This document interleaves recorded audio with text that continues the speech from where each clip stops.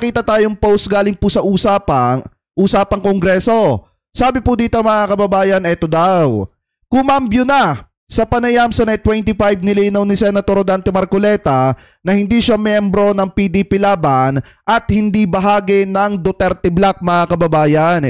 Ibig sabihin, sinasabi dito ni Congressman Rodante Marcoleta na porket nanalo siya dahil sa tulong ng mga Duterte, hindi nangangahulugan mga kababayan na siya po ay kasama sa PDP or kasama mga kababayan dito sa binubuo ng kampo ni dating Pangulong Duterte na tinatawag na Duterte Bloc dyan po sa Senado. So ngayon, para mas maging maliwanag mga kababayan, eto yan. May nakita kasi tayong video mismo na kung saan interview po ito mga kababayan ni Senator Rodante Marcoleta at naitanong po sa kanya yung patungkol mga kababayan do sa Duterte Bloc na issue mga kababayan. Kasi nga naman nagsalita itong si Senator Amy Marcos na hindi daw pupunta itong sina Robin Padilla, yung mga miyembro ng Duterte Bloc mga kababayan. Kaya nagtaka ang marami sa mga kababayan Pilipino po natin nung nakita ang footage mga kababayan after ng SONA ni PBBM na kung saan kumamay etong si PBBM dito po kay kay Senator Rodante Marcoleta. So eto mga kababayan, play po natin. Teka lang Sen, isa pa po siguro ang, ayaw ko lang, kung gusto niyo pong sagutin itong punto na ito.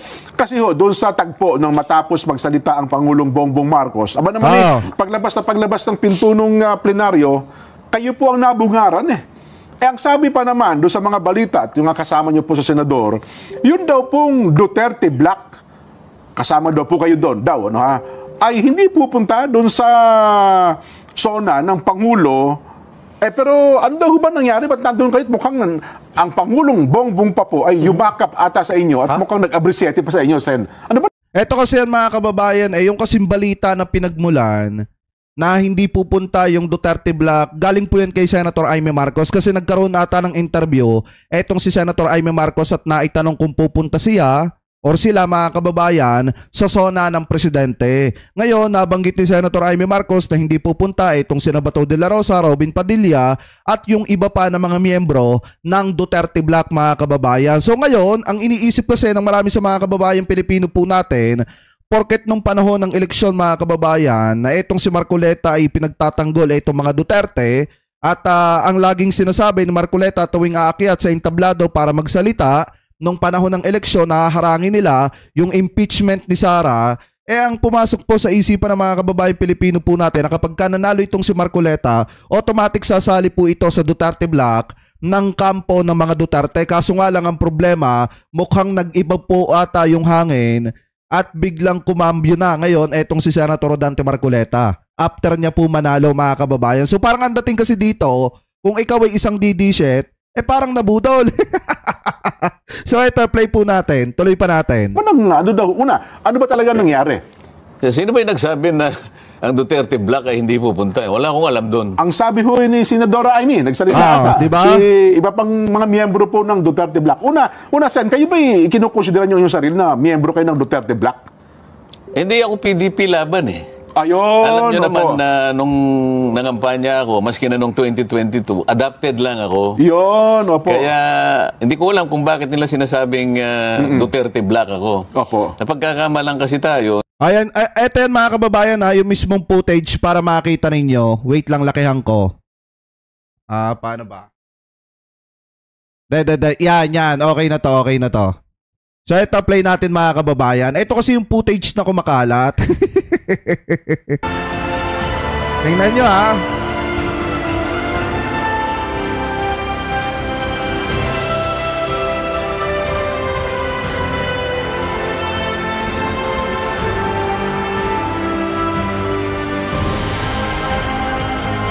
Nakita nyo ba yan mga kababayan?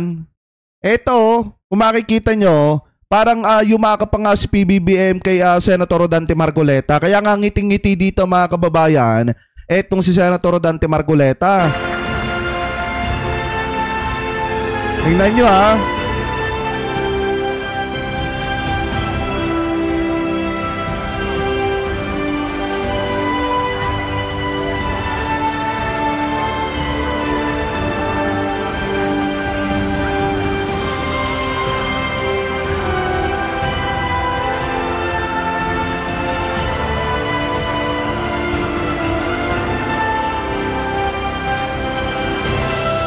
Ayan na.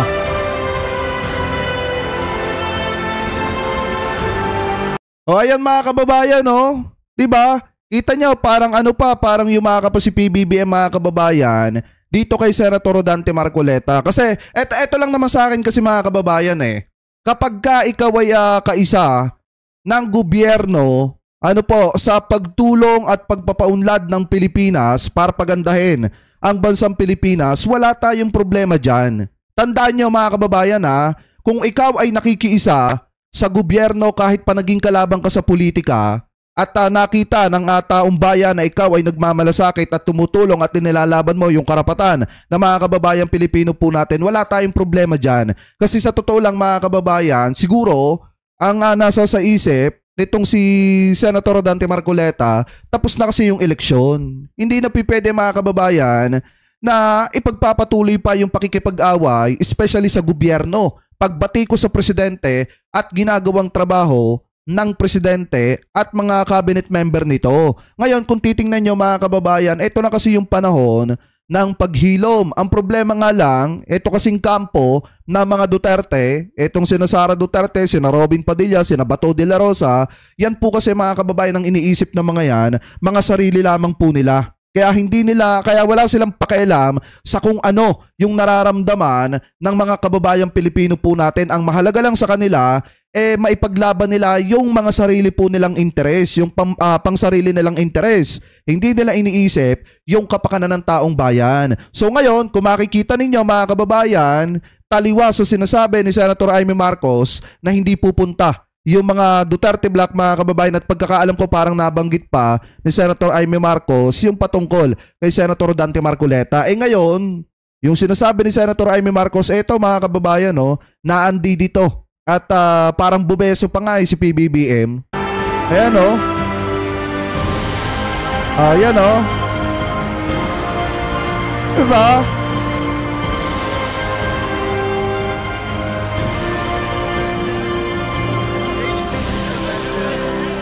Ayan mga kababayan kung makikita nyo, yan po yung footage na kumakalat. Ngayon balik tayo dito. Na Duterte Black. Kasi nga nilalaban naman natin ang mga karapatan kahit sino. Nagkataon lang na ang karapatan naman ng mga Duterte, kailangan din nating ibigay yung due process para sa kanila. Napagkakamalan tayo na meron tayong kinikilingan. Hindi. Mapapansin mo sa lahat ng galaw natin, sa lahat ng action natin, palaging yung batas ang gusto nating ipairal. Kung ano yung due process of law. Palaging gano'n siguro dahil sa pagiging abogado ko, yung nakikita ko, yung kahit sino.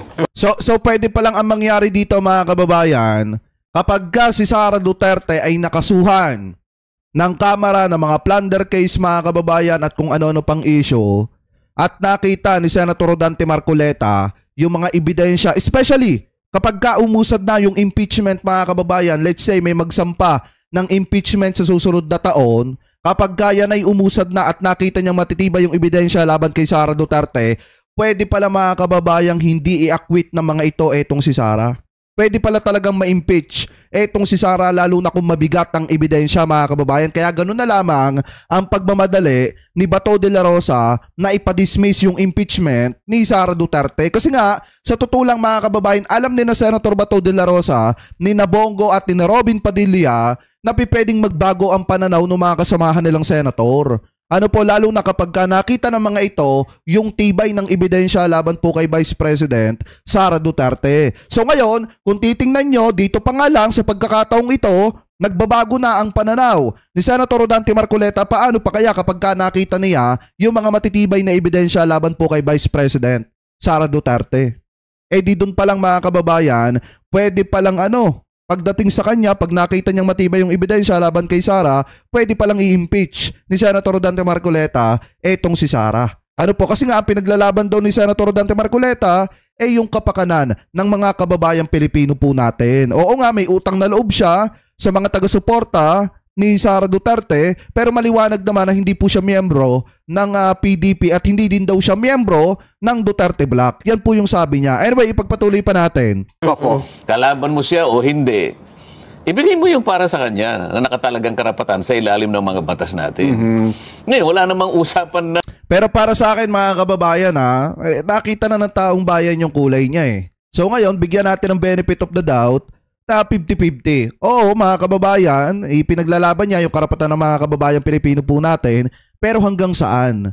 Paano kung ang nasasagasaan na ng karapatan ng mga kababayan Pilipino po natin ay ang mga Duterte, kaya niya kayang tablahin ang mga Duterte para paglingkuran ang mga kababayan Pilipino po natin. Yan po kasi mga kababayan yung mga katanungan dyan na makakapagbigay talaga mga kababayan sa totoo lang ng dahilan para hindi gaanong pagkatiwalaan etong si Senator Dante Marcoleta. Dahil nga, nung panahon ng eleksyon, naging matibay na kaalyado niya etong mga Duterte. Ano po? Anyway, pagpatuloy pa natin.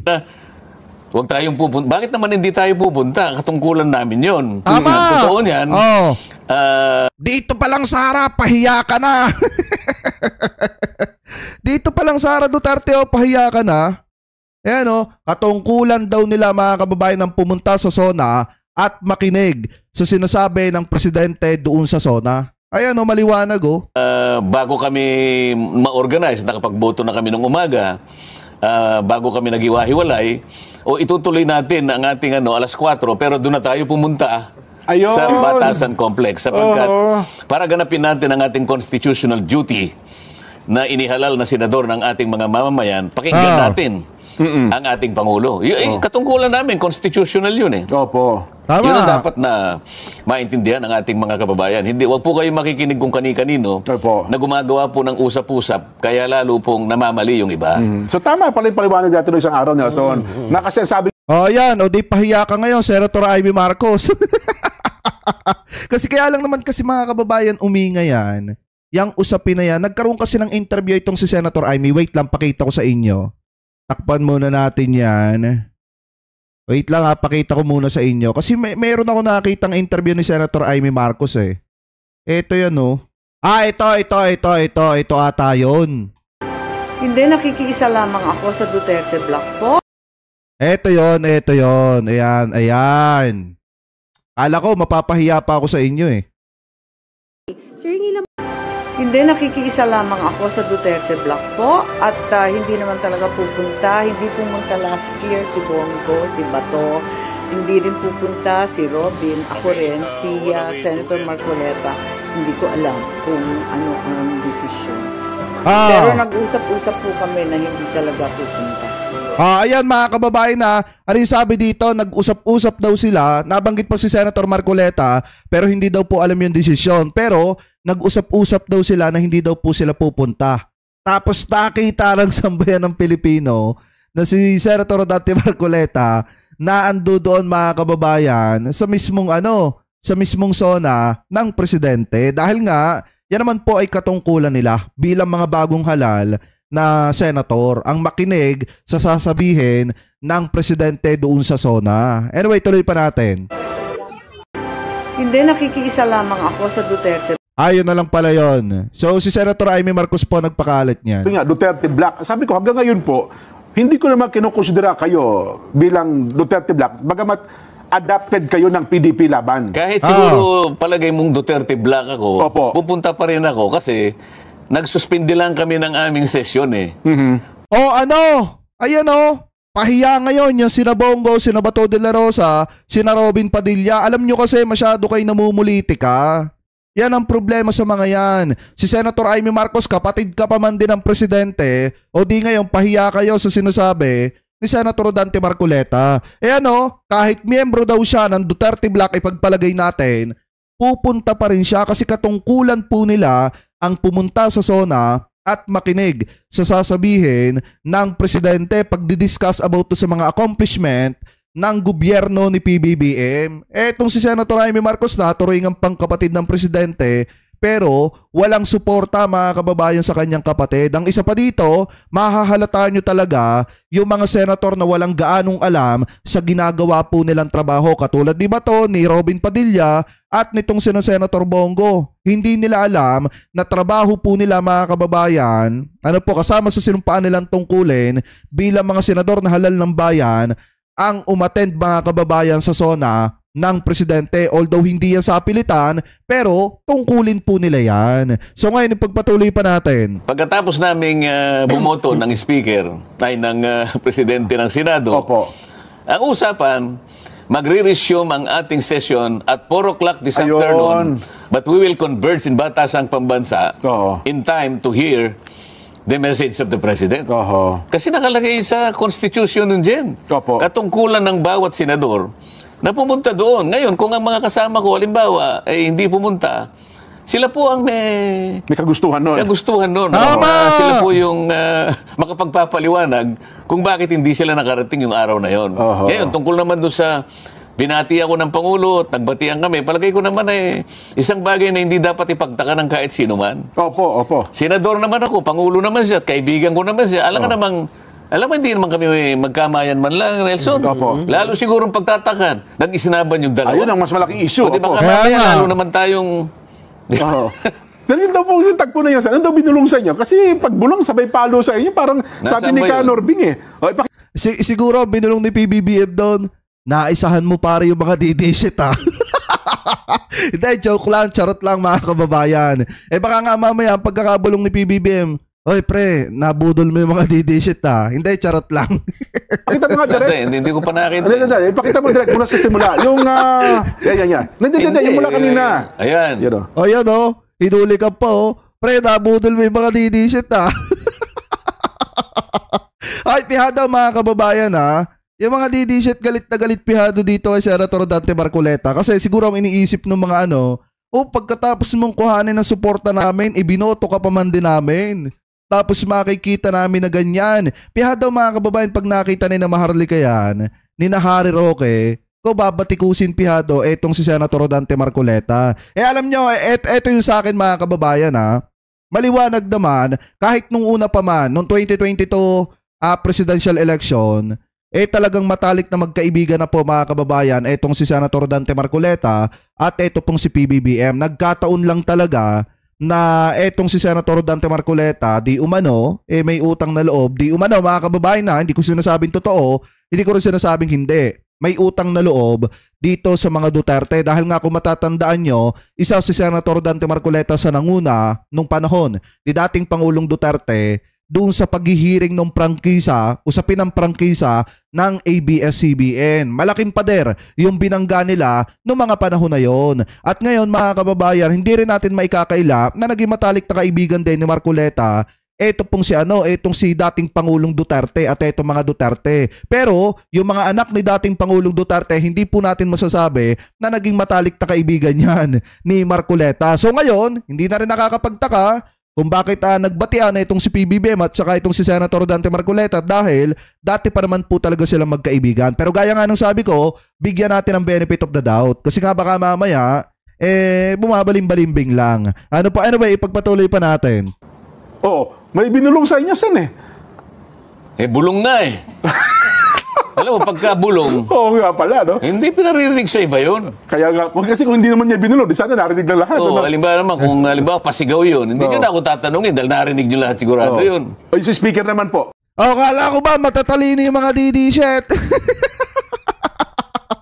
Ay, kala ko ba mga matatalino yung mga taga-suporta ni dating Pangulong Duterte? Alam nyo, konti na nga lang maniniwala ako sa sinasabi ni Panelo na hindi educated, mga bulag. Mga bulag mga kababayan. Yung mga DD-shit. Kaya basta-basta na lang, boto ng boto, hindi naman alam kung solid ba talaga sa kanila. Eto, maliwanag Tandaan nyo mga kababayan, kapag ka natuloy yung impeachment ni Sara sa February 6, 2026, halimbawa umusad na yan at nakita ni Senator Dante Marcoleta na matibay yung ebidensya laban kay Sara, possible na ma-impeach pa or i-impeach pa ni Senator Dante Marcoleta etong si Sara. Baka bumoto pa etong si Senator Dante Marcoleta na ma-impeach etong si Sara kapag matibay yung ebidensya laban po kay Sara. Tandaan nyo po yan. Yan sabi niyo, may sinabi rin sa inyo Nakita mo naman yan. Oo. Siyempre magkakilala naman kami ni Speaker, di ba? Oo naman. Diba tinanong kung paano ka ba nanalo? Hindi, baka ang ibinulong oy pare, naisahan mo yung mga DD-shit Na pihado pare, galit na galit sa yung mga DD shit kasi naandi dito ka sa zona ko. Nagsalita na nga yung kapatid kong ipokrita na hindi kayo pupunta yung mga Duterte Black. Diba? Baka malay nyo mga kababayan, ganun yung pagkakabulong. Hindi, joke lang. Kung sinabi, ayaw ka paniwalaan ng broadcaster na nananalo ka, parang ganun. Bakit naman yung Yung iba. bali, nagyakapan din naman kami ni Spi. Hindi nyo man lang itanong, ano ba binulong sa'yo? Kasi may naunang tagpo. Lalong magagalit yung mga lalong magagalit yung mga DD shit. Bakit? Kasi may senaryo pa nga mga kababayan na si House Speaker Martin Romualdez yung mga kay Congressman kay Senator Rodante Marcoleta. Tapos parang may mga ganun din mga kababayan na senaryo ng katulad nung kay PBBM. So alam nyo, pag nakita ito pihado ni na Maharlika, ni na Harry Roque, manggagalaite ang mga yan. Iisipin, putik itong si Senator Rodante Marcoleta, nanalo lang, nakalimutan na yung mga DD shit. At iba na mga kababayan, yung kasama, biruin nyo maliwanag na sinabi po ni Senator Rodante Marcoleta na kahit siya ay maging miyembro ng Duterte Black tuwing may sona ang presidente, mandato po nila yan, tungkulin nila na pumunta dyan. Kaya pupunta pa rin po siya. Dahil nga ang pinaglalaban niya, mga kababayan, karapatan daw na mga kababayan Pilipino po natin. Sabi dito, Agoy, bumabalimbing na for 2028. Ewan ko mga kababayan, kasi hindi naman to hindi naman siya tatakbo sa 2028. Alam ko parang pa to sa sunod pa mga kababayan. Kasi ang mga kailangan talagang bumalimbing na ngayon, tingnan nyo si na Robin Padilla, kasi mga re-electionist yan pagdating ng 2028. Pero para sa akin, malabo nang manalo yung si Robin Padilla kasi wala naman nga talaga nagagawa mga kababayan. Anyway, ipagpatuloy pa natin. Jansen, na mayroong mga senador din na parang ayaw pansinin ng Pangulo bakit daw nung nauna kayo nakita nag-appreciate pa sa inyo?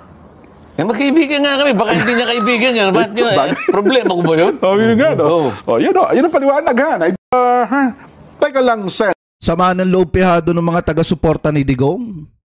Kasi biruin nyo, nakailang ulit si Senator Rodante Marcoleta dito na matalik niyang kaibigan or kaibigan niya, etong si PBBM. Yan pa naman yung ayaw marinig mga kababayan ng mga taga-suporta ni Digong kasi alam nyo makikitid utak ng mga yan. Hindi ko nilalahat pero yung karamihan dyan makikitid ang utak, ang iisipin agad, bumalimbing na si iniwan na si Digong.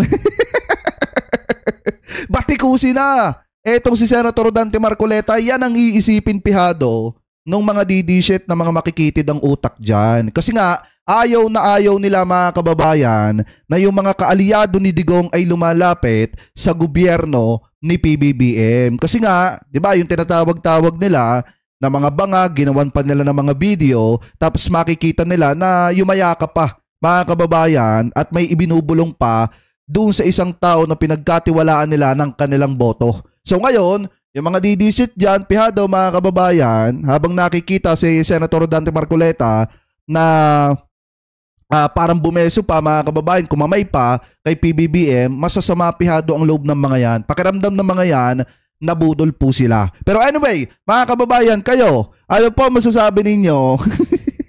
Hingil po sa naging paliwanag dito ni Senator Rodante Marcoleta na matalik niya daw kaibigan itong si PBBM, kaya nung nagkita sila dun sa SONA, pagkatapos ng SONA ni PBBM, parang yumakap pa sa kanya itong si PBBM at kumamay at parang may ibinulong pa. So comment below na lamang po kung ano po mga kababayan ang masasabi nyo, hingil po dito.